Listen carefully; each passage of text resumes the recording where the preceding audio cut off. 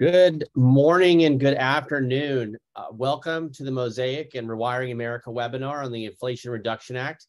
Our focus today is going to be what solar professionals need to know about the Inflation Reduction Act and how this is an opportunity to really grow our sectors and help people acquire clean energy products and make their homes more sustainable. Thank you for joining us. We're excited to have you. We're recording this session. We'll make it available for viewing after the event. Just to kick things off, I'll brief disclaimer here. Speaking today, we're going to have Ari Matusiak, CEO of Rewiring America and co-founder and managing partner of Purpose Venture Group, and Patrick Moore, President and Chief Operating Officer at Mosaic. Please note that the information presented today is information for informational and educational purposes only. The information related to the Inflation Reduction Act and its applicability is based on the presenter's understanding of how this new law will be implemented as of today. Homeowners' ability to obtain any particular credit described in this session is limited to their ability to meet eligibility requirements.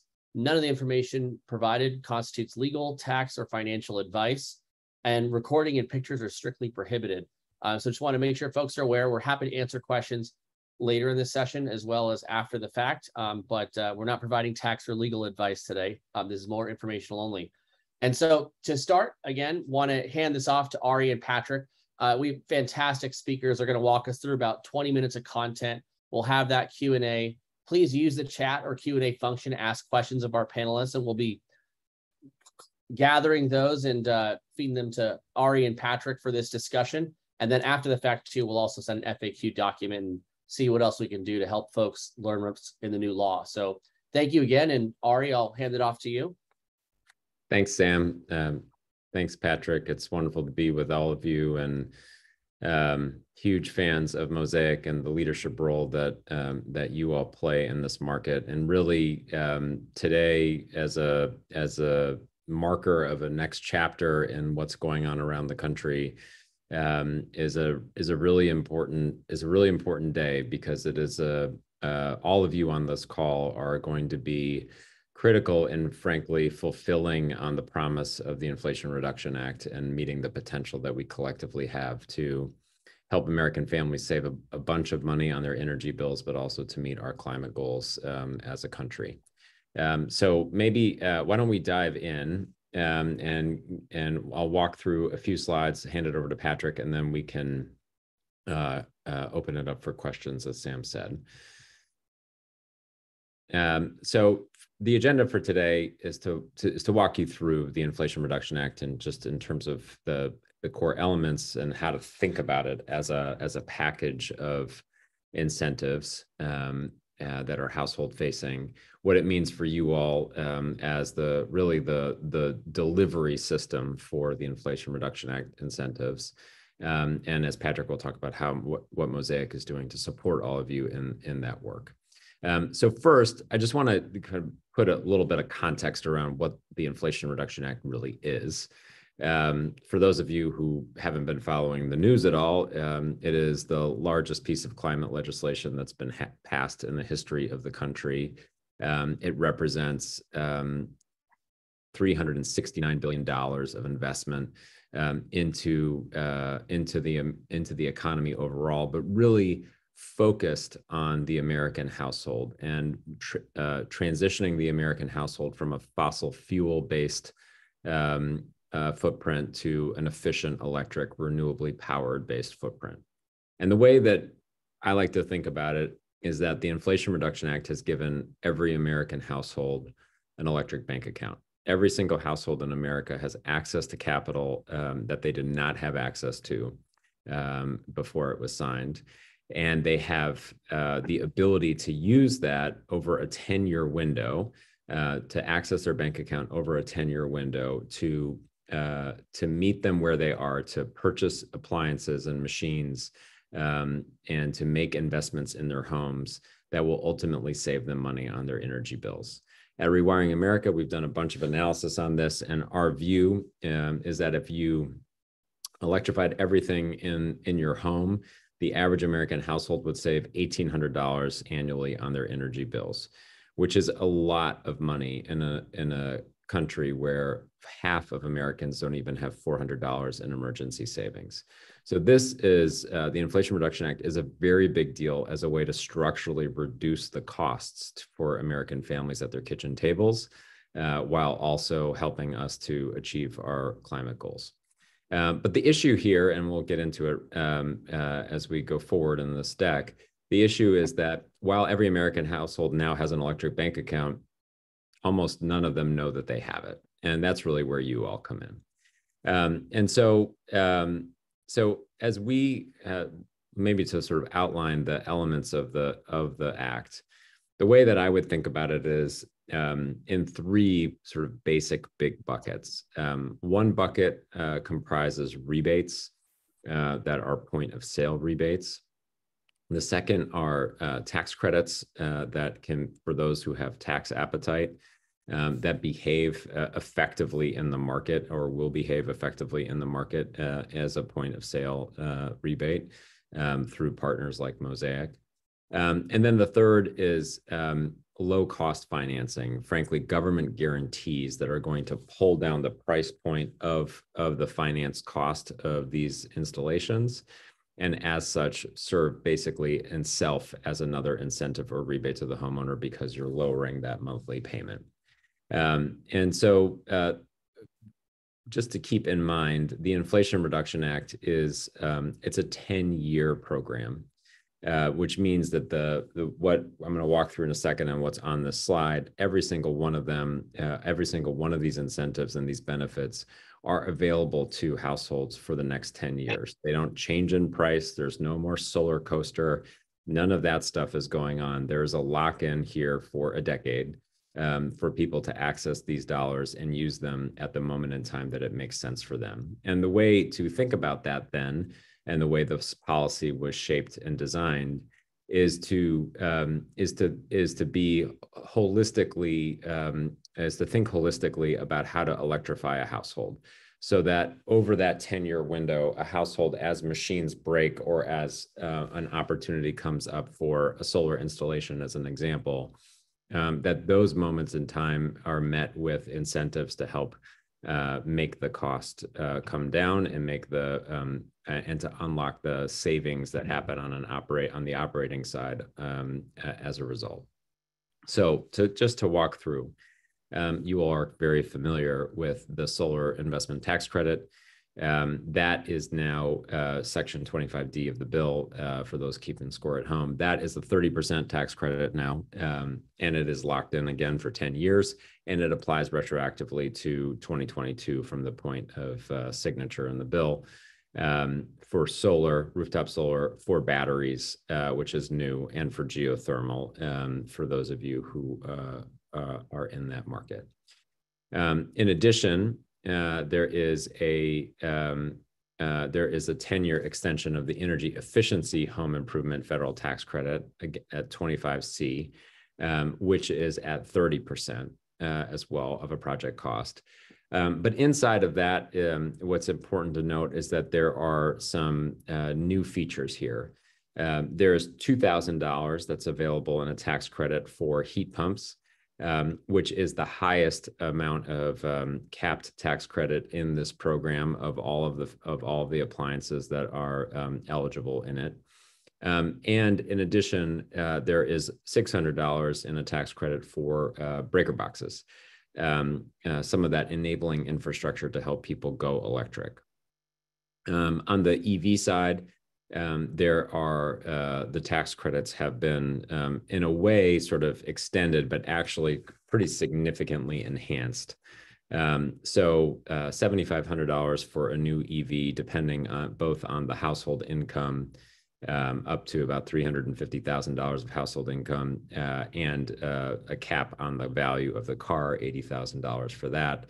But no more caps on the manufacturers. So there's no more of this 200,000 manufactured product cap for EVs. It is the $7,500 is available to consumers no matter when they were to purchase a car during that window. And then there is a $4,000, which is new tax credit, which is for used EVs. Obviously, as more people are buying EV cars, there are going to be people selling those cars and then buying another EV, and that's going to dramatically expand the used EV market. And so this $4,000 EV tax credit is going to be pretty powerful, and as the decade goes forward, because it will help to facilitate the adoption of EVs as a result. And this is important because the cost of driving an EV is $1.06, quote unquote, a gallon, as compared to an internal combustion engine car. So it is a major source of the savings that are available to folks. In addition, there's also a $1,000 tax credit for people who are installing home EV chargers. On the rebate side, there are two programs, but really to sort of focus in on the first, is a program that is a point of sale rebate for low and moderate income households up to 150% of area median income, to help them purchase energy efficient appliances, everything from heat pump water heaters and space heaters to breaker boxes to wiring to induction cooktops to heat pump dryers. All of the things in the house are eligible for through this program.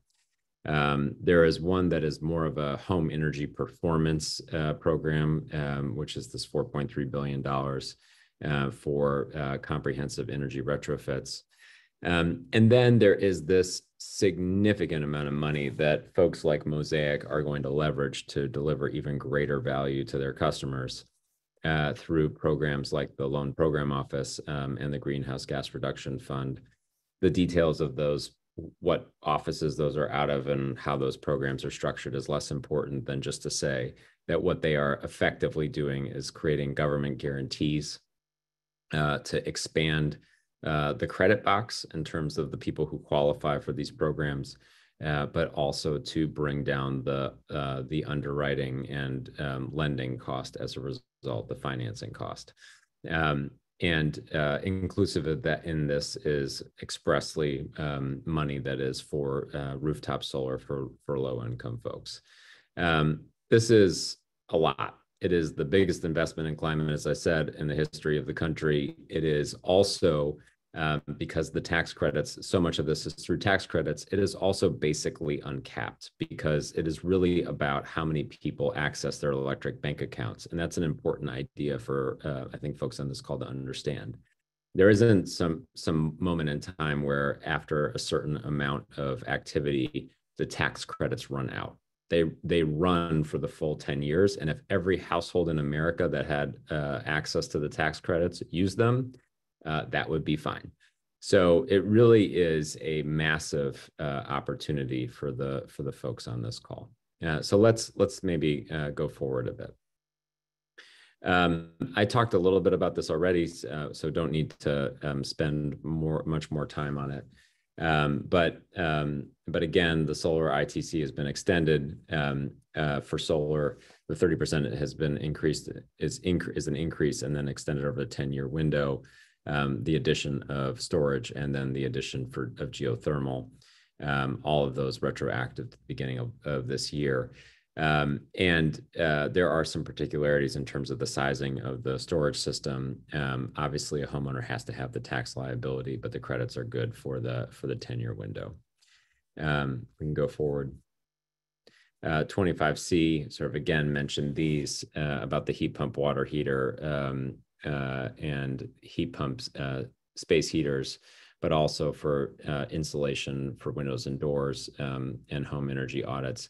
And again, and importantly, the breaker box, which is a piece of this 25C, which is a $600 tax credit. So some of the particularities here are that the tax credit can't exceed, as a general matter, $1,200 in a given year, except for when a heat pump is in the mix, in which case it can be $2,000. Again, if you're going to use a tax credit, you have to have the liability, and this is good over the 10-year window. These are the rebates that I mentioned before, these point of sale rebates. We're very excited about these because they are significant. There's a cap of $14,000 for a household with these rebates. And so effectively you can stack them over time. As we'll talk about in a minute, there's an interrelationship between these programs. So It's not like you use one and you lose the rest. There's a way to mix and match in a lot of cases, which is exciting in a way for households and for all of you to think about the project opportunities. But the upshot here is that these rebates are specifically for low to moderate income families. They'll go into effect next year. The programs need to be sort of ultimately designed and the dollars deployed. But they will be available across the country in all 50 states. We can go on to the next one. So this is sort of a little bit of a window into, as you all know, there are so many different entry points for customers in terms of how they think about what they need to do, when they should do what they need to do, why they're motivated to do what they want to do, and you all are in that conversation with them. And one way to think about the Inflation Reduction Act, because it covers so many decision points across the life cycle of the machines in a home and how a family thinks about the purchases that they need to make, is that you really can be in an ongoing conversation with a customer that you talk to in the first year for multiple years, because their electric bank account is still active and available, and they need somebody to help them understand it and to access it. So in that first year, imagine a customer journey where you have someone who comes to you and says that they want to go solar. Well, that's great idea. Let's go ahead and do that. They access that 30% tax credit. That next year, though, it's time for them to think about the next thing. And so they're ready for a heat pump. It now makes sense for them to do that because they have the solar power, but they need to upgrade the circuit breaker as a result of that. And they can access a combination of rebates if they're eligible for them and the tax credits to accomplish both, which could be a very robust amount of incentive for them on those two measures. Then, they go forward and say, you know what, it's time for us to do some weatherization measures to create some more energy efficiency, make our home tighter and more comfortable. And they take the tax credits to do doors and windows in their home. And then they come back around and they're ready for the addition of the home storage device and the battery. And that's, again, something that they can be in a conversation with you all about and have fulfilled. So at each of these moments, time over time, year over year, event over event, there's an access point for households to be in a conversation with folks like you about what to do, how best to maximize their energy savings and the value that they have in their homes, but also how best to maximize the value that they have in their electric bank accounts so that they can have the benefit of that. You can go forward.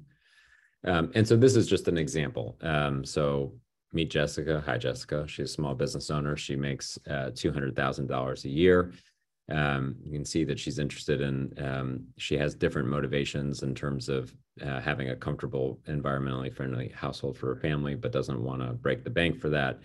And she's trying to figure out what to do. So in this case, she's available. She can access the tax credit and the energy efficiency rebate for that heat pump water heater, booking $2,000 to $6,000 in value for that appliance alone. And that job altogether, because again, this covers the project costs, not just the machine costs. She can then follow up in 2024, do the heat pump, do the air source heat pump, and access the tax credit and the energy efficiency rebate again, somewhere between $2,000 to $6,000 in savings. And then she can come back around and access the tax credit to do the exterior windows and doors and a home energy audit. All of that is at the federal level, but the important thing to understand is that the federal dollars through the Inflation Reduction Act do not prevent someone from then additionally benefiting from state local utility rebates where they live. So this can become stacked in a way that makes it incredibly compelling for an individual household, even beyond the benefits of the Inflation Reduction Act itself.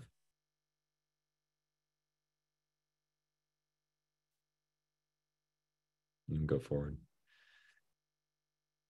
And Patrick, am I handing it over to you?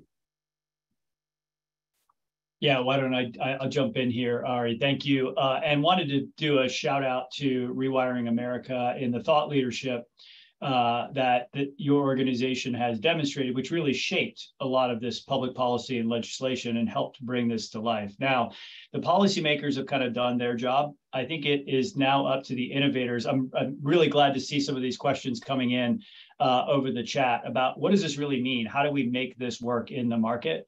Because it's really the innovators on this call that are going to take this piece of legislation and turn it into like purchasable products that consumers and households can avail themselves of. And that's really important. Overarching, there's a lot of like nuance to this. There's a lot of things to figure out. If it's hard for you to figure it out, can you imagine how hard it's going to be for the average homeowner to try to navigate what's available to them, what qualifies, what doesn't? It's almost impossible to imagine the market's going to self-organize in that way.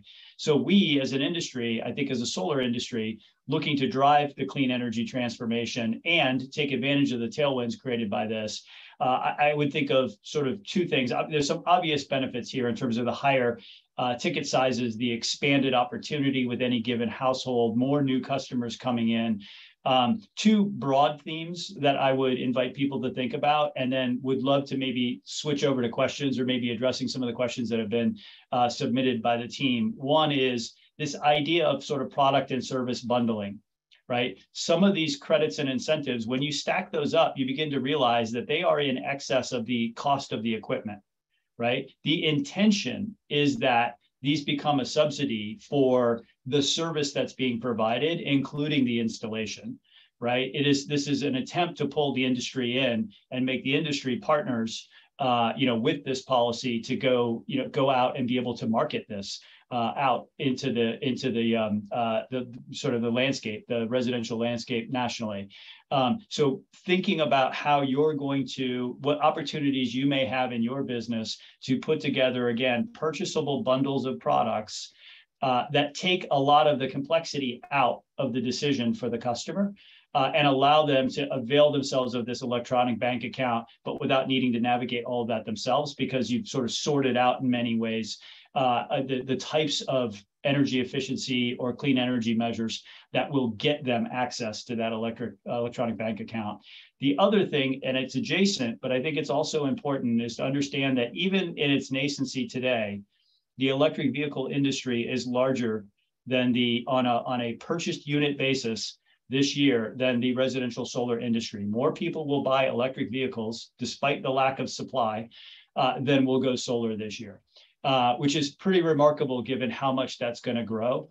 That is the start of a potential solar journey, right? A customer who starts by buying an electric vehicle, plugs it in at home, drives their electric bill way up from where it was at baseline, and now suddenly has a different way of thinking about solar and the ability to generate their own power to sort of fuel, if you will, their vehicle. And what are you thinking about? What are you doing in your business, right, to sort of capture or get involved in that customer journey? Because it may be one of the biggest trends outside of solar that impacts the opportunity available to the residential solar industry. We at Mosaic are very excited about it. We're excited to partner on new financial products, new channels, new ways of sort of provisioning the financing and the purchasing capability for our partners. But really, it's got to happen first on the commercial side of the industry, and then we can follow on the financing side. So very excited about those opportunities to grow and sort of expand the scope of impact that our industry can have. So with that, I think, Sam, it might be a good time to either transition to live Q&A, or would we want to address some of the questions that have been posted already? Yes, let's start addressing questions that have been posted already, and then keep them coming. Hopefully we can get through everyone's questions. We can also send some follow-ups. First off, Patrick, maybe you can answer this one. We've received this a couple of different variations, but do I need to change anything I'm doing for homeowners to take advantage of the ITC extension? I think in the core solar business, the answer to that is no. I think there is a probably expanded opportunity above what's been there in the past for the battery retrofit market.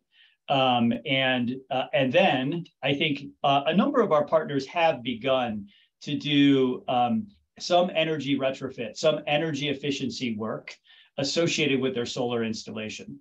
Under the hypothesis that, one, the customer is thinking about their electric bill, they're thinking about their electricity utilization, and what a better time to talk about sort of the energy efficiency of their home than when they're thinking about going solar. The other is it's just going to improve the ROI, right? We've all had the unfortunate experience of a customer who goes solar, is anticipating savings, and then subsequently finds they're not saving what they thought they did. And many times it's because their usage pattern has changed, right? Their demand that has gone up. And so they've moved to the baseline.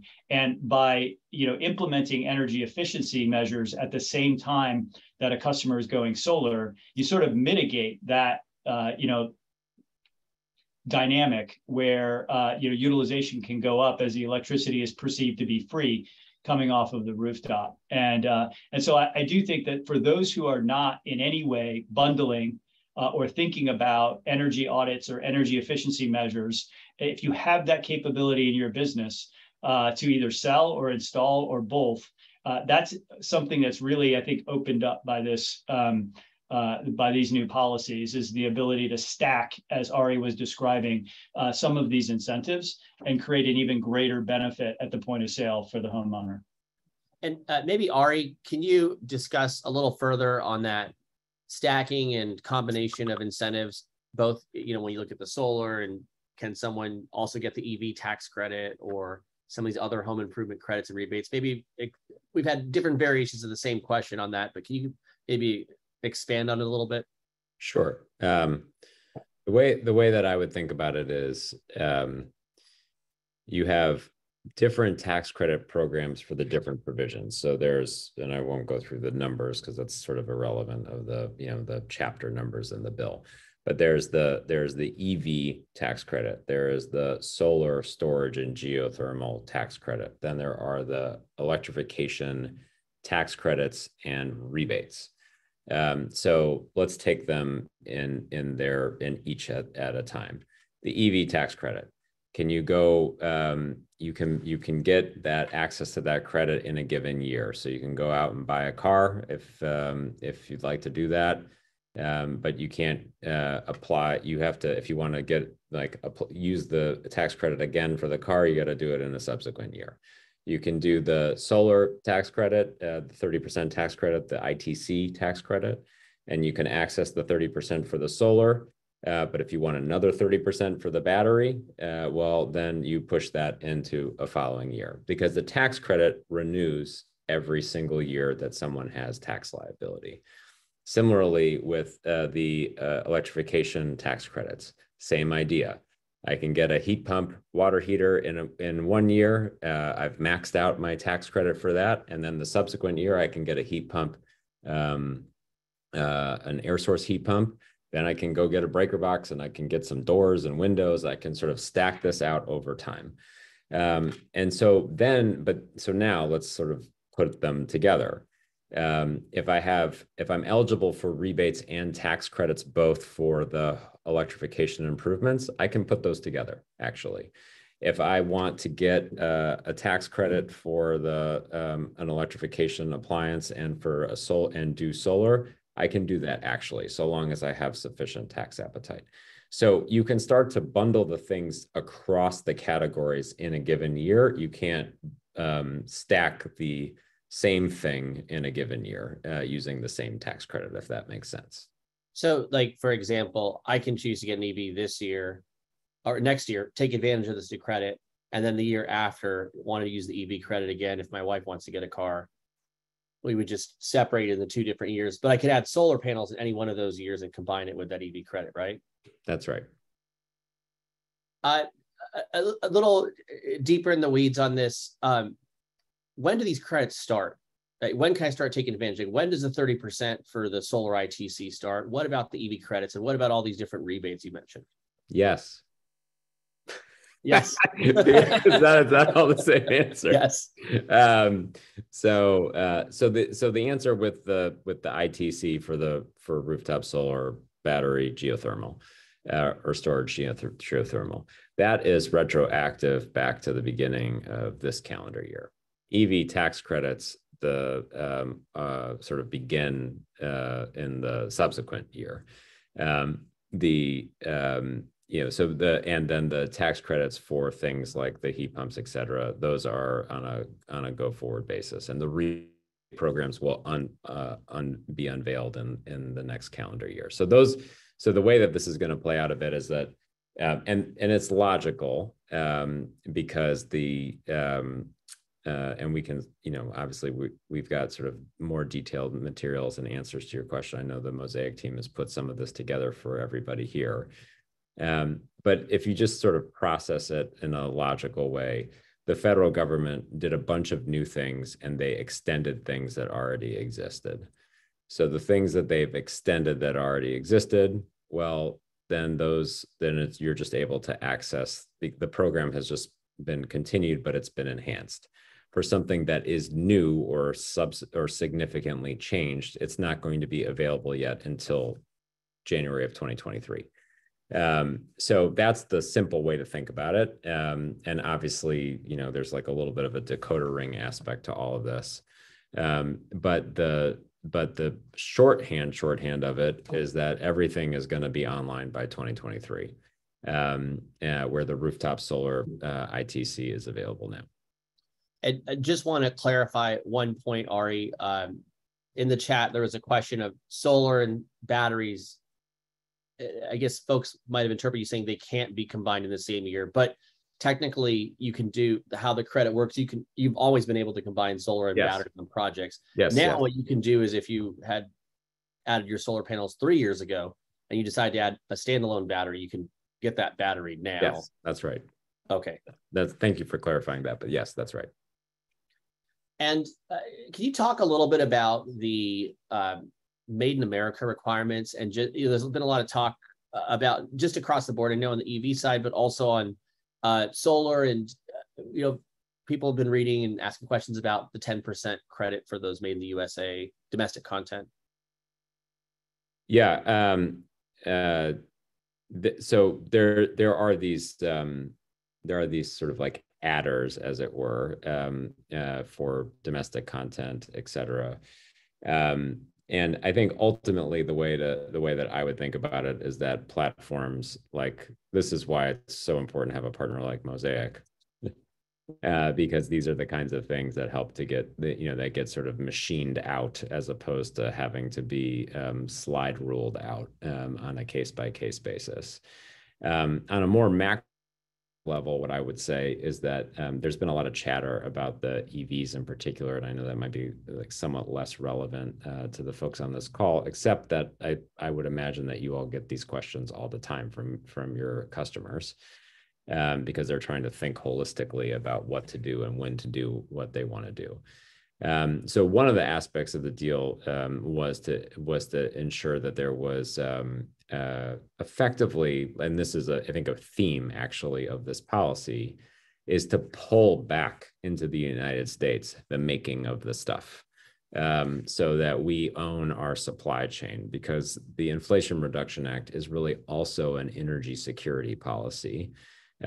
Because the future is electric and is frankly distributed in terms of renewable energy.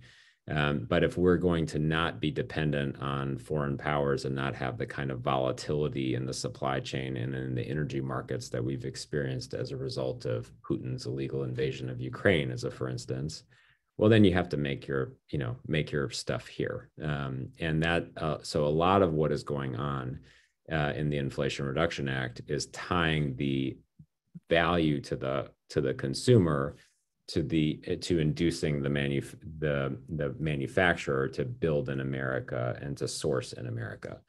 And amazingly, within days of the Inflation Reduction Act being signed, you have seen announcements from Toyota, from Ford, from all these different companies making massive investments in the United States for exactly this reason.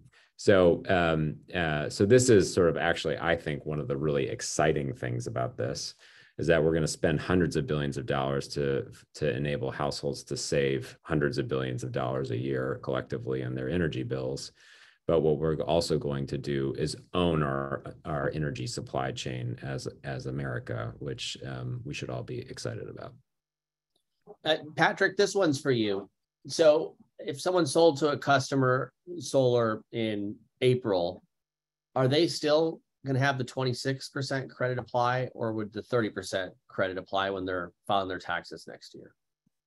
If it was April of this year, then the 30% will apply, because as Ari mentioned, it's retroactive back to January 1st, 2022. So all of the systems that you've already sold and installed this year, and you may have sold those with an assumption of a 26% tax credit, those homeowners are actually going to get the benefit of an expanded tax credit and a slightly bigger windfall there than they were anticipating.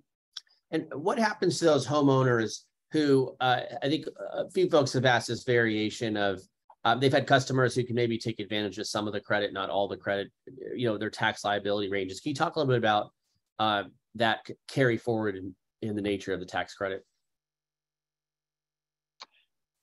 There is a carry forward. I would say from my standpoint, I'm not exactly sure I understand all the details of it. You do not have to have the tax liability all in that same year. So you capture what you can, and then there's an ability, it's either 2 or 3 years, and if someone knows the details, we can share it here, or we could provide it after the fact. But there is a period of time where that homeowner can fully capture and monetize that tax credit if they didn't have enough tax liability in that 1 year. And just to chime in on there, because I have my cheat sheet a little bit, customers can carry that forward if they have that additional amount. They need to talk to their accountant to get a better sense of what that looks like in that carry forward period. But how all of the tax credits are defined, it's based on your tax liability. And so with the EV credit, $7,500, you get $7,500. If you only owe $2,000, that's the extent of your credit. Solar, though, unlike the EV credit, allows for multiple years to carry forward, where some of the other tax credits already mentioned are only in the single year of that transaction. Our FAQ will get into a little more detail on this. And like Patrick said, for folks in the webinar, always welcome for thoughts in terms of how they've approached this with customers. I think a lot of this is how do we collaborate to help educate consumers on being able to maximize these opportunities. Ari, I want to go back to you if you can talk a little bit about low income and what does that mean in this? How is that defined? You mentioned some of the different, more generous rebates in there. And so if you can talk a little bit about that. Sure. The main program here has a great acronym. It's called HERA, and I'm sure everyone will be saying it. But it's effectively a rebate program that puts a cap. The cap at the household level is $14,000 for families making up to 150% of the area median income. So again, this is something that is going to be calculated through effectively like an underwriting process that a partner like Mosaic will do with you, I'm sure. But the result of it is, but there are tiers here. So the result of it is that for folks who are for households that are making less than 80% of area median income, the $14,000 can go to pay for 100% of the project costs. So imagine sort of an example case where you have a household that wants to install a heat pump water heater. That heat pump water heater is going to require, however, a breaker box and some wiring work. Well, you can very quickly stack all of these things together because the breaker box is, as a rebate credit, is $4,000. The wiring is $2,500, and the water heater is $1,750. So you have in that you have over $8,000 worth of value in that project alone. And so, there's a chance that could cover the entirety of that project in that instance. So these are examples of how that's an example of how the rebate might work. Now, in the case where someone is making 144% of area median income, then they would be eligible. The rebates would pay for half of that amount. But the rebates are themselves, I think, going to be pretty unlocking in terms of what a family can afford, particularly if what is happening on the other side of that is structurally reducing someone's energy bills and enabling that to happen. And once you start to combine some of these rebate programs with some of the government guarantees that are going to help enable partners like Mosaic do even more and more attractive lending to the whole spectrum of families, that's going to be an important piece of this too. Can you talk a little bit about how those rebates, reading about point of sale versus like, how does a consumer take advantage of the rebates? Is this transferable that the provider ends up baking it into the price? Do they send something into the federal government? I mean, the tax credit folks know during tax season, you have to go work with your accountants, take advantage of that savings. Can you talk a little bit about the operational side of the rebates? That is a chapter that is yet to be written. That the intention of the rebates and the express requirement in them is that they are point of sale. The effect of that then is going to mean probably that there is a mechanism by which those rebates are processed through the underwriting of a project and then discounted off of the top of the project cost. But the details of that need to be worked out, and that's frankly exactly what we are working on right now with the U.S. Department of Energy, which is going to be overseeing that program in order to try to design it in the most commercial and seamless way possible. Now, can you share the Rewiring America website for folks if they want to learn more and follow you guys and support that implementation effort? Some of the questions we're seeing really do focus on how does this actually work in practice, knowing there's going to be some implementation level. And so it might be good for folks to just that little plug on Rewiring and how to follow you guys and follow your work and be supportive. Sure, you're so generous. Rewiringamerica.org is the website, and we're an organization that was started in 2020, focused on electrifying everything in the economy, our homes, our businesses, our communities. We were very involved in helping to shape the Inflation Reduction Act and these different elements, and we're so excited to see what happens as a result of this. One of the things that there are two things to call out on the website that are on the main page that might be useful to you. One of them is a calculator tool that we've created to help just even at a surface level, help a household understand what benefits they might be eligible for and how those various programs work. It's a complement to all of the fantastic materials that the Mosaic team has put together for all of you. So it's just sort of another way to look into that. We also published a guide yesterday that includes some more case studies in addition to the one that we just walked through today of how this might play out in real life. And I think that could be useful to folks on this call as a way for them to start imagining from their own, as Patrick said, you all are the innovators and the doers. So to start imagining what that could look like in your own business models and contexts, and as you refine your strategy to take advantage of these new benefits that are available. And Patrick, it might be helpful for folks to get a sense a little more on what Mosaic's done to date in terms of implementing the new law, kind of how we're looking at this from a 10,000 foot level, and just where you see, having been in this space, worked with most, if not all, the folks on this call in some way, shape, or form, where the opportunity is, both in terms of the short term as well as long term. Yep. So, Mosaic made a change in our product, the flagship Power Switch Choice product, which has the ITC prepayment sort of assumption in the amortization schedule of the loan that so many of you are familiar with. We moved that up to 30%. effective on the day that the legislation was ratified, if you will. And so that's now available in the market. And so everyone who's selling on Mosaic loans today has that available to them. We have introduced a series of products in addition to the solar loan products to meet a broader suite of kind of home improvement needs. One of the things that's happening here, or we believe is going to happen, is some convergence between the traditional sort of solar selling and installation model and some of this other energy and electrical related work for the home, installing EV chargers, upgrading the electrical system, upgrading some of the other appliances, or at least outfitting that property so that it is ready for those, sort of electrical appliances to come in and replace the old gas or propane powered appliances that may have been there previously. And so, that those don't always fit in the context of a single solar loan, solar purchase, solar financing opportunity. So we have a suite of other loans that are available. Many of those are unsecured loans, so they don't have a UCC1 filing. As a result, they're not going to interfere in any way if the customer already has an existing solar system, whether that's a lease system or a purchase system.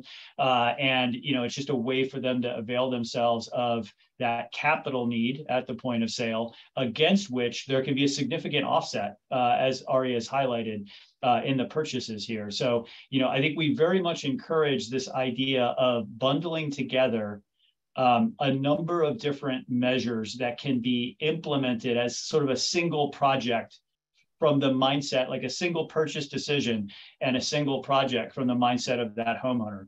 One, it's going to allow them to sort of capture more of these benefits all at once. It's going to help retrofit that home more significantly than if they did all these one at a time. And frankly, the financing products, in order to be able to support that, are available through Mosaic and other providers in the market. So, I think making sure that we sort of tie together the access to the financing, the digital point of sale, instant decision, sort of ease of disbursement with the ability to sort of recognize these benefits. That's a part, as Ari has highlighted, that's still a work in process. So we do not have today, when you go into our portal, and you're accessing our products, you won't see, kind of a pre-built calculator for some of these rebates and incentives in a way to sort of fulfill those or bake those into that the amount financed. But that would be our goal and our vision, to be able to support that. And the other place that we really want to be able to support our partners is when they are availing themselves of new customer acquisition channels. I think one of the impacts of this is that when somebody's HVAC breaks in the middle of summer, that might actually be the start of a solar journey. In the past, that probably has not been very true. There hasn't been a lot of crossover between HVAC and solar. I think we're seeing more crossover between roofing and solar as industries. I think we're going to see more crossover between the selling of vehicles and the energy retrofit of a home, including solar. So there's these sort of adjacencies that become new customer acquisition channels. And I think strategically, as an industry, the solar industry is very well positioned, I think, to be able to tap into those channels and then include, sort of solar as part of that journey that homeowner is on. And I think we may find that those are more efficient customer acquisition channels than perhaps some of the channels that the industry has used in the past. And as a result, bringing down that customer acquisition cost and enabling sort of, just more cost-effective execution and scalability across the industry. Thanks for clarifying and walking folks through that. One question I want to clarify from earlier too on the domestic content piece, and Ari, if you have any additional thoughts on this too.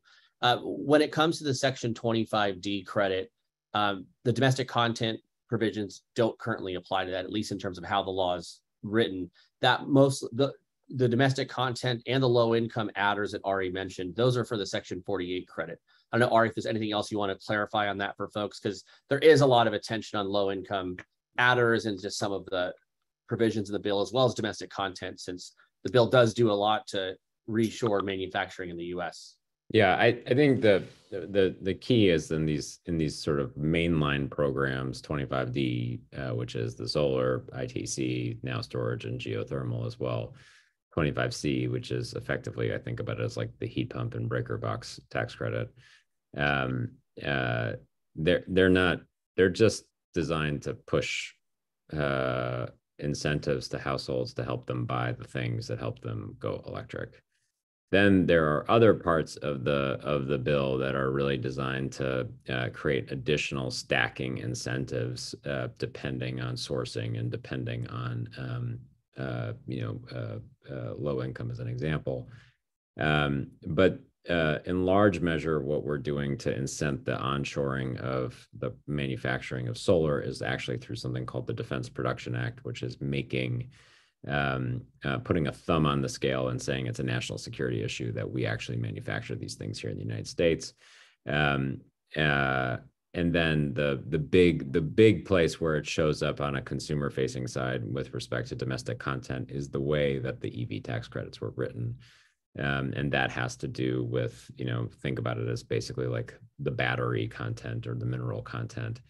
That there are requirements there, but what that is effectively doing is it is causing what I mentioned, the investment of those manufacturers in the supply chain, which will actually, because you're starting to move a massive amount of the supply chain here to the United States, will actually help some of the other elements that are, not currently don't currently have domestic content provisions in them, like the battery storage and the solar panels.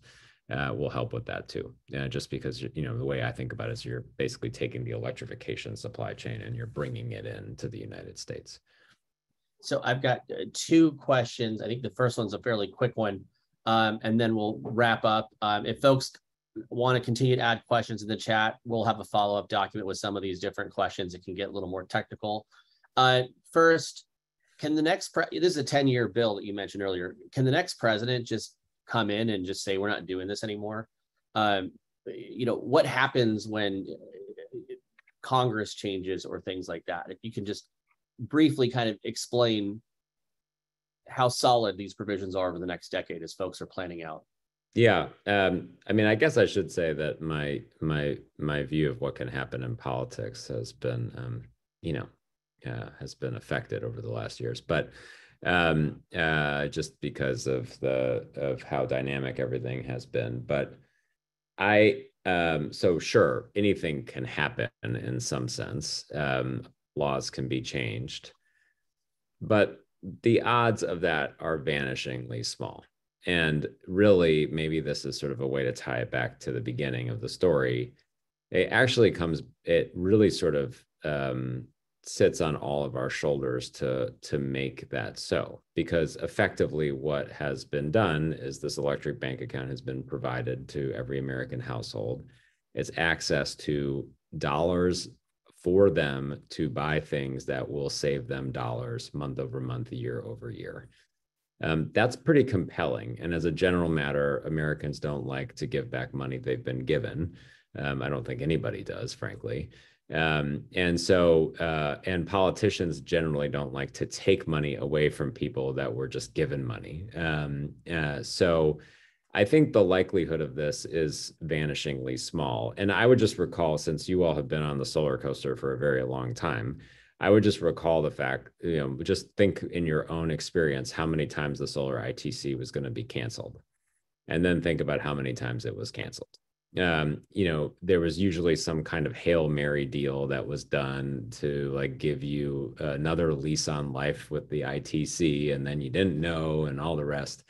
Well, that's basically been eradicated because now you just have a 10-year window at 30%. But it kind of goes to my point, which is that you've had this sort of experience year over year where, will it get extended? Won't it? At what level? How much? And that's now been replaced by something that creates much more value for American households, creates a lot of jobs in every district in the country. It would be really hard to take that away. And the way to ensure that it doesn't get taken away is to connect people to their electric bank accounts. And that's where you all come in.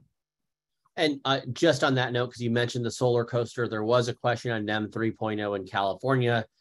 how this might impact that. It shouldn't. It should help encourage more customer adoption, but that comes into folks on this call, really in the solar family, speaking up and making sure that the California Public Utilities Commission hears from our industry and has our voices reminding them to make sure that any changes to them are done in ways that are going to promote more and more consumer adoption. While Rewiring America is an amazing partner, I have to mention one other amazing partner in that context, the Solar Rights Alliance, solarrights.org, great advocacy organization on net metering. We're working with members of Congress who worked to help pass this bill to make sure that Governor Newsom and the California Public Utilities Commission are aware that the ITC extension does not create an avenue to undermine net metering. If anything, net metering should support more adoption of solar as well as batteries. And so wanted to make that quick plug.